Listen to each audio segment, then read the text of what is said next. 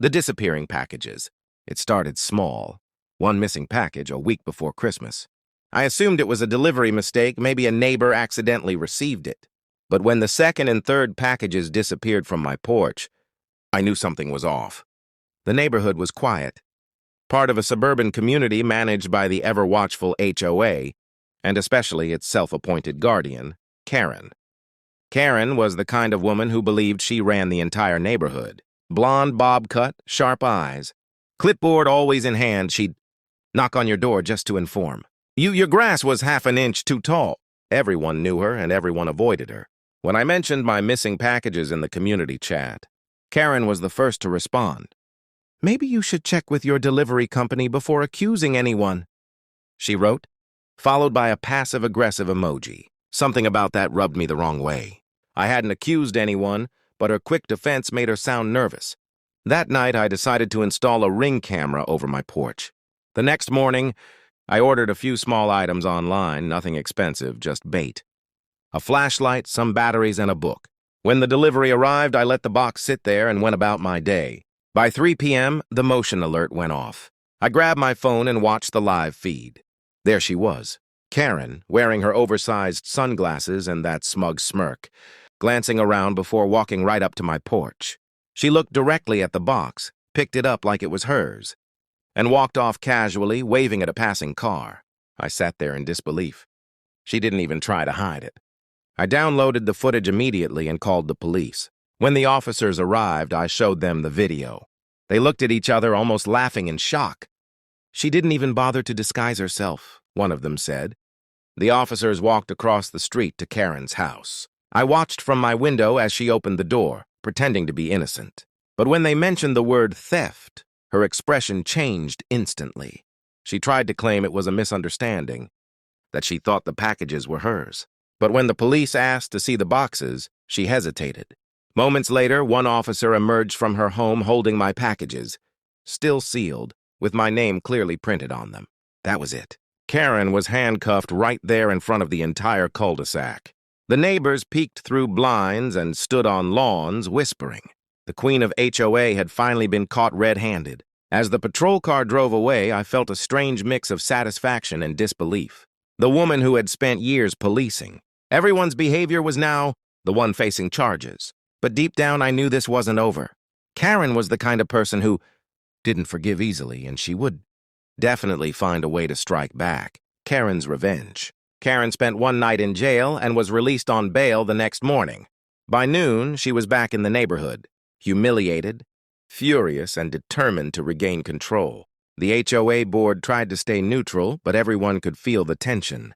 I saw her walking down the street the next day, head high, pretending nothing had happened. But the glare she shot me when our eyes met said everything. 2 days later, I noticed something strange. Letters missing from my mailbox. Then came a notice from the HOA, claiming my front lawn was in violation of community standards. They fined me $250 for improper maintenance. The irony? My lawn was one of the best kept on the block. It didn't take a genius to figure out who was behind it. Karen may have lost her pride, but she still held influence in the HOA. She was manipulating the rules to make my life miserable. I decided to stay calm and gather proof. I began documenting every incident, the mail tampering, the new violations, and even the whispers from neighbors who said Karen was spreading rumors about me. According to her, I had staged the whole thing to make her look bad. Late one night, as I was checking footage from my security camera, I spotted something chilling. Karen was back, standing at the edge of my driveway, pointing her phone toward my house, taking photos. I stepped outside and she immediately turned defensive. "Just documenting your violations," she said with a smirk. "Shaw business." I recorded her on my phone. "And trespassing is yours?" I asked. She stormed off, muttering something under her breath. The next morning, another HOA letter appeared, this time demanding I remove my security camera because it invaded community privacy. It was absurd. I refused, of course, but Karen wasn't backing down. The situation escalated quickly. One afternoon, I came home to find garbage thrown across my lawn, coffee cups, fast food wrappers, even torn up flyers. The same day, my tires were mysteriously slashed. I went straight to the police again, showing them the pattern of harassment. They promised to investigate, but warned it could be difficult to prove unless I caught her in the act again. That night, I added 2 more cameras, one facing the street and another hidden near the garden.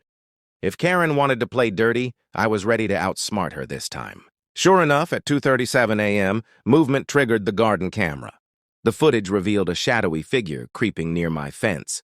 Karen, wearing a hoodie, tossing something onto my lawn. The next morning, I found it. A bag of trash, reeking and ripped open. It was all the proof I needed. I compiled every video, photo, and HOA letter into a folder. This time, I wasn't just calling the police, I was going straight to the HOA board meeting. Karen wanted revenge, but she had no idea that I was about to turn the entire neighborhood against her. The neighborhood turns against Karen. The next HOA meeting was more crowded than ever. Every seat in the clubhouse was taken. Neighbors whispering about the Karen scandal. Even the board members looked nervous. They knew this was going to be messy. Karen sat in the front row, chin up, pretending to be composed. She was dressed in her usual pastel cardigan, holding her clipboard like a badge of authority. But her confidence wavered when she saw me walk in carrying a thick binder of evidence. The meeting began with the usual small talk, budget updates, landscaping schedules, but everyone was waiting for what came next. When the floor opened for community concerns, I stood up. I'd like to address the ongoing harassment and misconduct by a member of this board, I began, keeping my voice calm. Karen's pen froze in her hand. I started with the package theft, showing the security footage on the projector screen. Gasps echoed through the room. The image was clear, Karen, sunglasses and all, stealing from my porch. Then I showed the second video, her sneaking around at night, throwing trash on my lawn. Her face turned red. "This is ridiculous," she snapped. "You're violating my privacy." "Your privacy?" I shot back. "You trespassed on my property twice. The HOA president tried to intervene, but the damage was already done." Neighbors began murmuring angrily. One by one, they started sharing their own stories. How Karen fined them for small things, yelled at their kids for riding bikes, or reported them for noise violations. It was like a dam breaking. Years of pent-up frustration poured out. "Karen fined me for leaving my trash cans out 10 minutes late." One man shouted. "She told me my flowers were the wrong color," said another. The board members exchanged uneasy looks. Finally, the HOA president cleared his throat. Given these reports and the video evidence, I motioned to suspend Karen from the HOA board pending investigation. The vote was unanimous. Karen's jaw dropped as her authority vanished in an instant. She tried to protest, threatening lawsuits, shouting about slander, but no one was listening anymore. When the meeting ended, neighbors came up to me, shaking my hand, thanking me for standing up to her. For the first time in years, it felt like the community had united. But Karen didn't leave quietly. As I was walking home, I saw her standing by her car, staring at me with pure hatred. "You think this is over?" she hissed. "You embarrassed me. I'll make you regret it." Then she drove off, tires screeching. That night I couldn't sleep. Something about the look in her eyes unsettled me. By morning, I found my front door smeared with raw eggs. My mailbox was dented, and one of my new security cameras had been ripped off its mount. Karen was done playing HOA games. She was out for personal revenge now, and I knew the next move would be her most dangerous one yet. Caught again. Karen's final arrest. After the HOA meeting fallout, I knew Karen wouldn't let things go quietly. She'd lost her position, her influence, and her carefully maintained reputation. Now all she had left was spite. For a few days, the neighborhood was quiet. Too quiet. Then the petty vandalism began again. My mailbox was knocked over, garden lights shattered, and someone even keyed my car late at night. Everyone knew who was behind it. But without solid proof, the police couldn't act. I wasn't about to let her get away this time. I upgraded all my cameras to high definition, night vision, and even placed one in my car's dashboard facing my driveway. I wanted every possible angle covered. 3 nights later, at 2:12 a.m., motion sensors went off again. I opened the live feed, and there she was.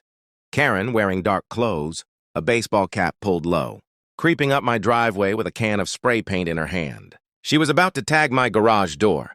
I didn't move. I wanted her fully on camera this time. She started spraying the word thief across my door, ironically trying to flip the narrative. I hit record from my phone and called 911 immediately. Within minutes, police cars rolled into the cul-de-sac, lights flashing.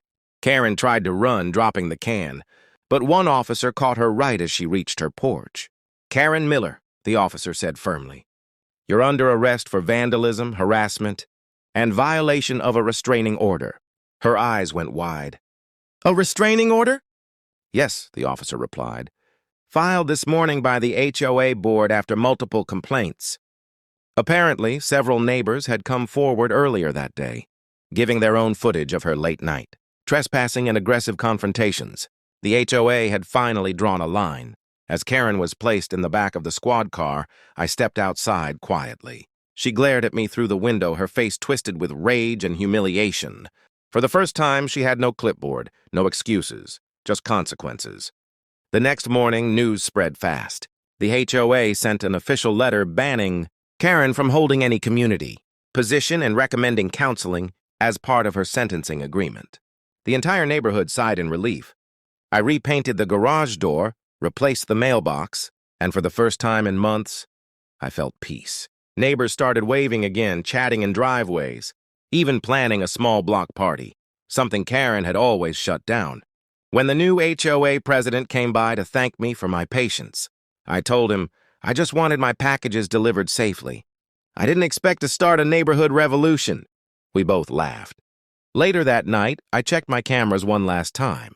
Everything was calm.